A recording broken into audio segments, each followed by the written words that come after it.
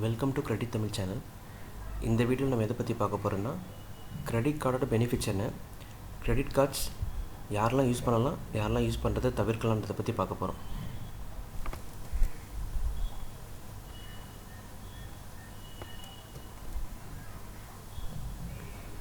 First யாரெல்லாம் use பண்ணுறதை தவிர்க்கலான்றதை பற்றி பார்க்க போகிறோம். Salary below 15,000. யாருக்கெல்லாம் சேல்ரி பிலோ 15,000 இருக்கோ அவங்களுக்குலாம் ஆல்ரெடி சம் கமிட்மெண்ட்ஸ் இருக்கும். ரெண்ட் கட்டணும், expenses, medical bills and phone பில்ஸ்லாம் இருக்கும். ஸோ இவங்கெல்லாம் கிரெடிட் கார்டு வாங்கலாம், யூஸ் பண்ணலாம். பட் ஆல்ரெடி இந்த கமிட்மெண்ட்ஸ் இருக்கும்போது இன்னும் மேலே கமிட்மெண்ட்ஸ் எடுத்தாங்கன்னா அவங்களால கட்ட முடியாது. கடைசியில் அவங்க சிபில் ஸ்கோர் பாதிக்கப்படும், அவங்களால இஎம்ஐ கட்ட முடியாது. ஸோ அதனால் கிரெடிட் கார்டு கம்பெனிலேருந்து மேலே எதுவுமே லோன் வாங்க முடியாத நிலைமை வந்துடும். ஸோ இவங்கெல்லாம் 15,000 கீழே இருக்கவங்கலாம் கிரெடிட் கார்டு யூஸ் பண்ணுறதை தவிர்க்கலாம். செகண்ட், ஆல்ரெடி மல்டிபிள் லோன்ஸ் இருக்கவங்களுக்கு பேங்க்கில் first of all credit card கொடுக்க யோசிப்பாங்க. ரெண்டாவது விஷயம், நீங்கள் ஆல்ரெடி மல்டிபிள் லோன்ஸ் வச்சுருப்பீங்க, ஆல்ரெடி இமெயில்ஸ் இருக்கும், கமிட்மெண்ட்ஸ் இருக்கும் உங்களுக்கு. அதே மாதிரி தான் ஃபஸ்ட்டில் சொன்ன மாதிரி நிறைய medical bills and some other எக்ஸ்பென்சஸ்லாம் இருக்கும் உங்களுக்கு. அதையும் ஒவ்வொரு கம்பெனி நீங்கள் அந்த லோன்ஸ்லாம் கட்டுறீங்க. ஸோ மேற்கொண்டு நீங்கள் கிரெடிட் கார்டு வாங்குனீங்கன்னா அது இன்னும் ஒரு கமிட்மெண்ட்டாக இருக்கும். ஸோ அதனால் நீங்கள் தவிர்க்கிறது உங்களுக்கு நல்லது. அதேமாரி நீங்கள் வாங்கினீங்கன்னா உங்களோட சிபில் ஸ்கோர் கண்டிப்பாக பாதிக்கப்படும். உங்களுக்கு ஆல்ரெடி ஒரு குறிப்பிட்ட லிமிட் மேலே லோன்ஸ் இருக்குது, அவைலபிள் இருக்குது.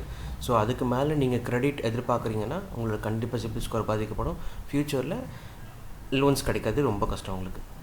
தேர்டு, யாருக்கு கிரெடிட் கார்டு பற்றி சுத்தமாக தெரியாதோ அவங்க அதை சுத்தமாக தவிர்க்கிறதே நல்லது. எதுக்காகன்னு கேட்டிங்கன்னா, நீங்களும் கிரெடிட் கார்டு வாங்கலாம்.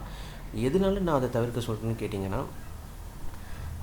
டெலிகாலர்ஸ் நிறைய பேர் உங்களுக்கு கால் பண்ணுவாங்க. கிரெடிட் கார்டு இருக்குது சார், அவைலபிள் இருக்குது, உங்களுக்கு இவ்வளோ லிமிட் இருக்குது, அவ்வளோ லிமிட் இருக்குது, எந்த டாக்குமெண்டேஷனும் தேவையில்லை. ஏன்னா எல்லா பேங்க்லேயுமே டாக்குமெண்ட்ஸ் எதிர்பார்த்து கிரெடிட் கார்டு கொடுக்க மாட்டாங்க. சில பேங்க்கில் கிரெடிட் கார்டு சேலான போதும்னு சொல்லிட்டு டாக்குமெண்ட்ஸ் இல்லாமல் கூட கிரெடிட் கார்டு கொடுப்பாங்க. அவங்க உங்களை எப்படி டார்கெட் பண்ணணும்னு கேட்டிங்கன்னா, நீங்கள் ஆல்ரெடி இன்கேஸ் ஏதாச்சும் ஒரு கமிட்மெண்ட்டில் இருப்பீங்க. எல்லாருக்குமே ஒரு கமிட்மெண்ட் இருக்குது, நீங்கள் ஒரு கமிட்மெண்ட்டில் இருப்பீங்க. இவங்க என்ன சொல்லுவாங்கன்னா, உங்களுக்கு எலிஜிபிள் பார்த்தீங்கன்னா 3 to 4 lakhs இருக்குது, 5 lakhs இருக்குது, 6 lakh இருக்குது, 7 lakh இருக்குது, 10 lakhs இருக்குது. உங்களுக்கு கிரெடிட் கார்டு ஈஸியாக உங்களுக்கு வீட்டுக்கு வந்துடும். ஜஸ்ட் மினிமம் டாக்குமெண்ட்ஸ் இருந்தால் போதும்னு சொல்லுவாங்க. உங்களை அந்த கிரெடிட் லிமிட் சொல்லி தான் உங்களுக்கு ஆசை காமிச்சு அதை வாங்க வைப்பாங்க. 5 lakhs இருக்குது, 6 lakh இருக்குது, உங்களுக்கு அவைலபிள் இருக்குது, நீங்கள் வாங்கிக்கலாம் அப்படின்னு சொல்லிட்டு.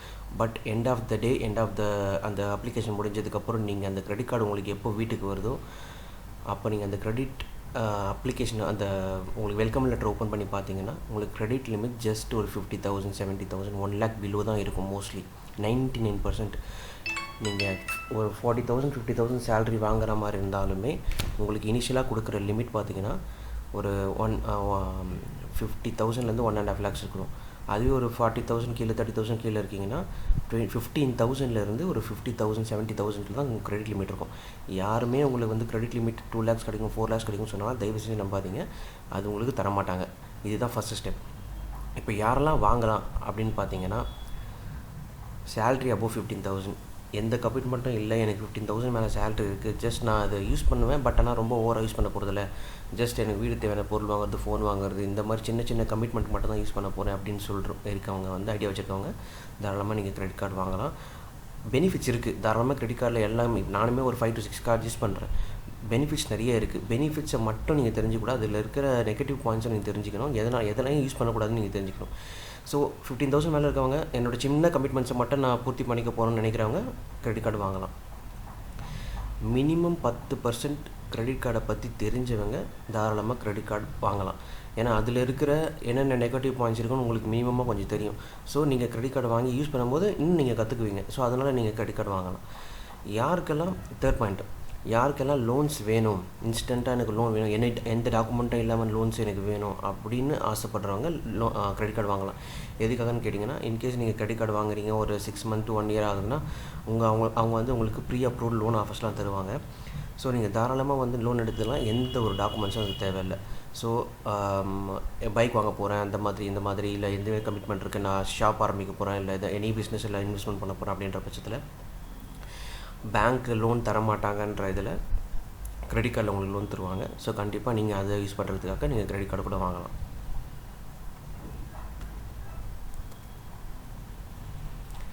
கிரெடிட் கார்டோட பெனிஃபிட்ஸ்லாம் என்னென்னு பார்க்க போகிறோம். First credit period. Credit period என்னென்னு பார்த்தீங்கன்னா, இப்போது ஜென்ரலாக பில் சைக்கிள் ஒன்று இருக்குது, டியூ டேட்னு ஒன்று இருக்குது. இப்போது ஒரு மாதம், இப்போது நவம்பர் 19 என்னோடய கார்டு பார்த்தீங்கன்னா நவம்பர் 19லேருந்து டிசம்பர் 19 வரைக்கும் நான் யூஸ் பண்ணுறேன். ஸோ இந்த நவம்பர் 19லேருந்து நவம்பர் 19லேருந்து டிசம்பர் 18 வரைக்கும் நான் கிரெடிட் கார்டு யூஸ் பண்ண போகிறேன். ஸோ எனக்கு டிசம்பர் 19 தான் பில்லு ஜென்ரேட் ஆகும். பில்லு ஜென்ரேட் ஆன டேட்லேருந்து ஜனவரி 9 அடுத்த மாதம், அதாவது டிசம்பர் 19 பில் ஜென்ரேட் ஆகும். அதுக்கும் அடுத்த மாதம் ஜனவரி 9 தான் நான் அந்த பில்லை பே பண்ண போகிறேன். ஸோ அதுக்கான ஒரு 20 டேஸும், ஸோ இது ஒரு 30 டேஸும், ஸோ 50 டேஸ்க்கு வந்து உங்களுக்கு கிரேஸ் பீரியட் கிடைக்கும். இதுதான் கிரெடிட் பீரியட். ஸோ நீங்கள் வந்து இன்கேஸ் வந்து நீங்கள் வந்து டிசம்பர் 18 நீங்கள் பர்ச்சேஸ் பண்ணிங்கன்னா கூட உங்களுக்கு நெக்ஸ்ட் உடனே ஜனவரி 9க்குள்ளே கட்டுற மாதிரி தான் இருக்கும். ஸோ நீங்கள் கிரெடிட் பீரியட்னும் போது 50 டேஸ் அதை நீங்கள் கரெக்டாக புரிஞ்சுக்கிட்டு யூஸ் பண்ணிங்கன்னா உங்களுக்கு அது ஒரு பெனிஃபிட் இருக்குது. ரெண்டாவது, எமர்ஜென்சி யூசேஜ். இப்போது எனி ஆக்சிடென்ட் ரிலேட்டடோ இல்லைனா ஏதாச்சும் ஒரு பிஸ்னஸ் ரிலேட்டடோ எனி திங் உங்களுக்கு இமீடியட்டாக காசு தேவை, பட் ஆனால் யார்கிட்டையும் போய் நிற்க முடியாது, பேங்க்கில் லோன் தர மாட்டாங்க. அந்த மாதிரி மெடிக்கல் எக்ஸ்பென்சஸ்ஸு, இந்த இபி பில் கட்டுறது, இந்த மாதிரி சின்ன சின்ன கமிட்மெண்ட்ஸும் சரி, எனி எமர்ஜென்சி எக்ஸ்பென்சஸ் உங்ககிட்ட அமௌண்ட் இல்லை, பட் ஆனால் யார்கிட்டையும் நல்லா கேட்க முடியாது. அந்த மாதிரி நேரத்தில் நீங்கள் தாராளமாக வந்து கிரெடிட் கார்டு உங்களுக்கு ஒரு பெனிஃபிட்டாக தான் இருக்கும். Third word instant loan. Instant loan என்னென்னு கேட்டிங்கன்னா, கிரெடிட் கார்டு யூஸ் பண்ண 6 மந்த்லேருந்து உங்களுக்கு லோன்ஸ் ப்ரொவைட் பண்ண ஆரம்பிப்பாங்க. உங்களுக்கு அது பேசிக்காக இப்போ ஒரு 1 lakh உங்களுக்கு கிரெடிட் லிமிட் இருக்குன்னா 1 to 2 lakhs வரைக்கும் உங்களுக்கு லோன் தருவாங்க. இன்கேஸ் உங்களுக்கு 3 lakh இருக்குன்னா உங்களுக்கு சாலிடாக வந்து 3 to 5 lakhs வந்து லோன் தருவாங்க. பட் ஆனால் அந்த ஒரு பீரியட் இருக்குது. நீங்கள் இப்போ தான் வாங்கினீங்கன்னா உடனே உங்களுக்கு அவ்வளோ பெரிய அமௌண்ட் தர மாட்டாங்க. உங்களோட கிரெடிட் லிமிட் குறைஞ்சபட்சம் ஒரு 50,000 கொடுக்குறாங்கன்னா, ஸோ 50,000லேருந்து ஒரு 1 lakh வரைக்கும் கிரெடிட் லோன் தருவாங்க. ஸோ அது அப்படியே நீங்கள் போயிட்டே இருக்கீங்க, கிரெடிட் கார்டு யூஸ் பண்ணுறீங்க, 2-3 years இருக்குன்னா உங்களுக்கு கிரெடிட் லிமிட் வந்து என்ஹான்ஸ்மெண்ட் ஆகும். கிரெடிட் லிமிட் என்ஹான்ஸ்மெண்ட் என்னென்னு கேட்டிங்கன்னா, இனிஷியலாக உங்களுக்கு கொடுக்குற 50,000லேருந்து நீங்கள் எவ்வளோ பீரியட் யூஸ் பண்ண போகிறீங்களோ அந்த பீரியடுக்கு மேலே யூஸ் பண்ணதுக்கப்புறம் உங்களுக்கு ஒரு நீங்கள் கிரெடிட் கார்டு யூஸ் பண்ணி 1 year ஆகுதுன்னா அவங்க வந்து உங்களுக்கு கிரெடிட் லிமிட் இன்க்ரீஸ் பண்ணுவாங்க. 50,000லேருந்து 1 lakh இல்லை 1.5 lakh இன்க்ரீஸ் பண்ணுவாங்க. அப்படியே ஒரு 5 years போகுது, 3 years 4 years போகுதுன்னா அது வந்து உங்களுக்கு 50,000 ஆரம்பிச்சது 5 lakhs வரைக்கும் கூட போகும். ஸோ நீங்கள் அப்படி போகும்போது உங்களுக்கு லோன் ஆஃபர் நிறைய கிடைக்கும். இன்ஸ்டண்ட்டாக எடுத்துக்கலாம், எந்த ஒரு டாக்குமெண்ட்ஸும் கிடையாது. ஃபோர்த் வந்து இஎம்ஐ ஃபெசிலிட்டி. நீங்கள் ஏதோ ஒன்று பர்ச்சேஸ் பண்ணுறீங்க, இப்போ நம்ம கேஷ் எடுத்துகிட்டு போகிறோம், கேஷ் எடுத்தால் நம்ம அது இஎம்ஐயாக மாற்ற முடியாது. இப்போ ஒரு 15,000 நம்ம கையில் வச்சுட்ருப்போம். அடுத்த மாதம் ஏதோ ஒரு கமிட்மெண்ட் இருக்கும், நம்ம ஒரு கடைக்கு போகிறோம் ஷாப் பண்ணுறதுக்காக. பட் ஆனால் இப்போ இதில் பே பண்ணிவிட்டால் நம்ம அந்த கமிட்மெண்ட்டை ஃபினிஷ் பண்ண முடியாது. ஸோ அந்த மாதிரி சிச்சுவேஷனில் நீங்கள் கிரெடிட் கார்டை வச்சுட்டு நீங்கள் இப்போ ஷாப் பண்ண போகிறத இஎம்ஐ ஃபெசிலிட்டியாக மாற்றிக்க போகிறீங்க. ஸோ அந்த பேலன்ஸ் இருக்க அமௌண்ட்டு அடுத்த மாதம் இருக்கிற கமிட்மெண்ட்டுக்கு யூஸ் பண்ணிக்க போகிறீங்க. இதுதான் இஎம்ஐ ஃபெசிலிட்டி.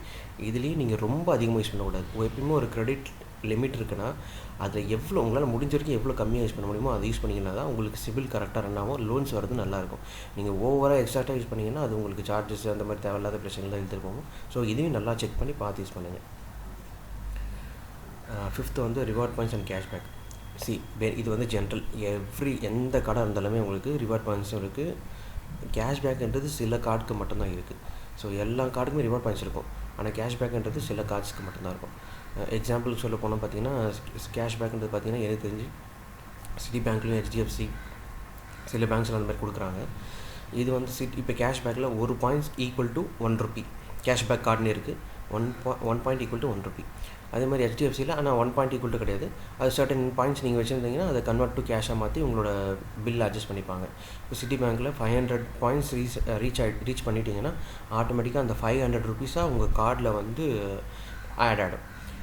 ஸோ இதுதான் வந்து கேஷ்பேக். ரிவார்ட் பாயிண்ட்ஸ்ன்றது நீங்கள் எங்கே யூஸ் பண்ணுறீங்களோ உங்களுக்கு எனி பர்ச்சேஸ்க்காக இருந்தாலும் உங்களுக்கு ரிவார்ட் பாயிண்ட்ஸ் வந்துட்டு தான் இருக்கும். ஆனால் அதில் என்ன இது இருக்குது பார்த்தீங்கன்னா ஒரு கார்டுக்குமே ஒரு கார்டுக்குமே தனி பெனிஃபிட் இருக்குது. ஒரு கார்டுக்கும் ஒரு வகையான ரிவார்ட் பாயிண்ட்ஸ் இருக்குது. சில கார்ட்ஸில் பார்த்தீங்கன்னா ஃபியூவலுக்கு ரிவார்ட் பாயிண்ட்ஸ் நிறையா கொடுப்பாங்க. சில கார்ட்ஸில் பார்த்தீங்கன்னா சூப்பர் மார்க்கெட்டில் பர்ச்சேஸ் பண்ணுறதுக்கு ரிவார்ட் பாயிண்ட்ஸ் நிறையா கொடுப்பாங்க. அந்த மாதிரி ஒரு கார்டுக்கும் ஒரு தனித்துவமான ரிவார்ட் பாயிண்ட்ஸ் அவைலபிள் இருக்குது. ஸோ நீங்கள் அதுக்கேற்ற மாதிரி யூஸ் பண்ணிக்கணும். Balance transfer. இந்த 6th பாயிண்ட் பேலன்ஸ் ட்ரான்ஸ்ஃபர் எது கேட்டிங்கன்னா, நீங்கள் ஆல்ரெடி யூஸ் பண்ணிட்டுருக்கீங்க, ஒரு கார்டு யூஸ் பண்ணிட்டுருக்கீங்க, கிரெடிட் கார்டு யூஸ் பண்ணிட்டுருக்கீங்க, பட் ஆனால் அதோட பில்லை பே பண்ண முடியல அப்படின்ற பட்சத்தில் நீங்கள் இன்னொரு கார்டு, அதாவது யூஸ் பண்ணாத ஒரு கார்டுலேருந்து இல்லை கட்ட வேண்டிய கார்டு இல்லாமல் இன்னொரு கார்டுலேருந்து பேலன்ஸ் ட்ரான்ஸ்ஃபர் பண்ணிக்கலாம். இந்த கார்டுலேருந்து அந்த கார்டுக்கு ட்ரான்ஸ்ஃபர் பண்ணிக்கலாம். அப்படி நீங்கள் ட்ரான்ஸ்ஃபர் பண்ணிட்டீங்கன்னா ஸோ அந்த பில்லை கட்டின மாதிரி ஆகிடும். ஸோ இது வந்து உங்களுக்கு டைம் இருக்கும், இதை வந்து அடுத்து நீங்கள் அமௌண்ட் ரெடி பண்ணி இதுலேயும் கட்டிடலாம். ஸோ இதுதான் பேலன்ஸ் ட்ரான்ஸ்ஃபர் ஆஃபர். இது வந்து இந்த பேலன்ஸ் ட்ரான்ஸ்ஃபர் ஆஃபர் வந்து நீங்கள் உங்கள் பேங்க்கை செக் பண்ணிக்கணும், நம்மளுக்கு எலிஜிபிள் இருக்கா இல்லையா அப்படின்னு சொல்லிட்டு செக் பண்ணிக்கணும்.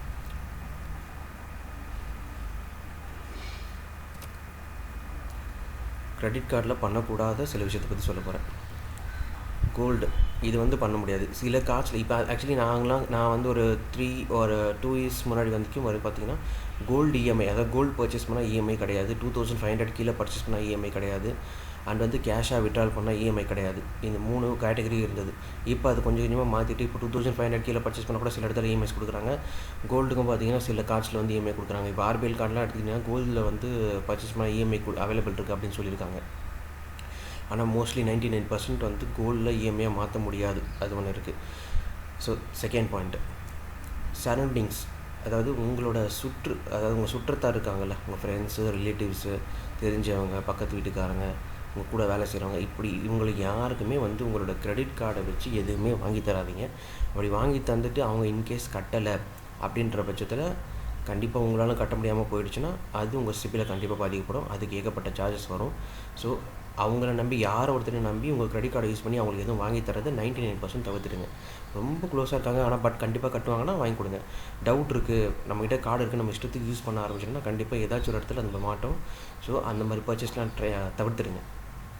தேர்டு, மினிமம் அமௌண்ட் டியூ என்னென்னு பார்த்தீங்கன்னா, இப்போ ஒரு 10,000 நான் வந்து ஓலா இந்த ஒரு மந்தில் 10,000 நான் பர்ச்சேஸ் பண்ணியிருக்கேன். அது நெக்ஸ்ட் மந்த் கட்டணும். பட் ஆனால் நான் கட்ட முடியாத அந்த டியூ டேட்டுக்குள்ளே கட்ட முடியல. ஸோ அதுலேருந்து 5% தான் மினிமம் அமௌண்ட் டியூன்னு சொல்லிட்டு அதிலே காட்டுவாங்க.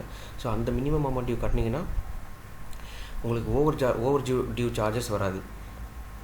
பட் அதுவும் உங்களுக்கு சிபிலை பாதிக்கும். இந்த டேட்டுக்குள்ளே இந்த அமௌண்ட்டை கட்ட முடியல அப்படின்றதுனால அதுவும் உங்கள் சிபிலை பாதிக்கும். ஸோ அதனால் மினிமம் அமௌண்ட் டியூவை எப்பயுமே வந்து 99% தவிர்த்துருங்க. மினிமம் அமௌண்ட் டியூ கட்டிட்டு நம்ம அடுத்த மாதம் பண்ணிக்கலாம் அப்படின்னு சொல்லிட்டு மட்டும் யோசிக்காதீங்க. Fourth, cash withdrawal. இது வந்து ரொம்ப பெரிய பாயிண்ட்டு. இதை பற்றி உங்களுக்கு தனியாக ஒரு வீடியோ போடலான்னு இருக்கேன். யாருக்கெல்லாம் இந்த வீடியோ வேணும்னு நினைக்கிறீங்களோ நீங்கள் ஜஸ்ட் கமெண்ட் பண்ணுங்கள் கீழே. இந்த கேஷ் விட்ரால் என்ன பார்த்தீங்கன்னா, ஈச் அண்ட் எவ்ரி கார்ட்லேயும் உங்களுக்கு வந்து இப்போ ஒரு 1 lakh கொடுக்குறாங்கன்னா அதில் ஒரு சர்டன் அமௌண்ட் வந்து கேஷ் விட்ரால் அப்படின்னு சொல்லிட்டு கேஷாக எடுத்துக்கலாம்னு சொல்லிட்டு ஒரு அவைலபிள் லிமிட் இருக்கும். இப்போ எக்ஸாம்பிளுக்கு 1 lakh எனக்கு கிரெடிட் லிமிட் இருக்குது, 10,000 நான் கேஷ் விட்ரா பண்ணிக்கலாம் அப்படின்ற பட்சத்தில் நான் ஒரு 10,000 கேஷ் விட்ரால் நான் பண்ணேன்னா அதுக்கு கேஷ் அட்வான்ஸ் ஃபீஸு, ஒரு நாளைக்கும் சார்ஜஸ்ஸு, அது நீங்கள் கட்டி முடிக்கிற வரைக்கும் வந்து கந்து வட்டியோட மோசமாக இருக்கும் அது. அதனால் கேஷ் விட்ரால் மட்டும் 100% எந்த கார்டாக இருந்தாலும் தவிர்த்துடுங்க. ஆனால் சில கார்ட்ஸில் வந்து கேஷ் விட்ராலையும் வந்து ஆஃபர் மாதிரி கொடுக்குறாங்க. இப்போ கேஷ் அட்வான்ஸ் ஃபீஸ் கிடையாது, இந்த சார்ஜஸ்லாம் கிடையாது அப்படின்னு சொல்லிட்டு சொல்லுவாங்க. ஸோ அந்த மாதிரி நீங்கள் போகிறீங்க அப்படின்னா இந்த மாதிரி ஆஃபர் பார்த்துட்டு அதை ஃபுல் அண்ட் ஃபுல் தெரிஞ்சுக்கிட்டு போகிறது ஓகே. பட் ஜென்ரலி 99.5% இல்லை 99.9% நீங்கள் கேஷ் விட்ரால் பண்ணவே பண்ணாதீங்க. யாருக்குமே சஜஸ்ட் பண்ண மாட்டேன்.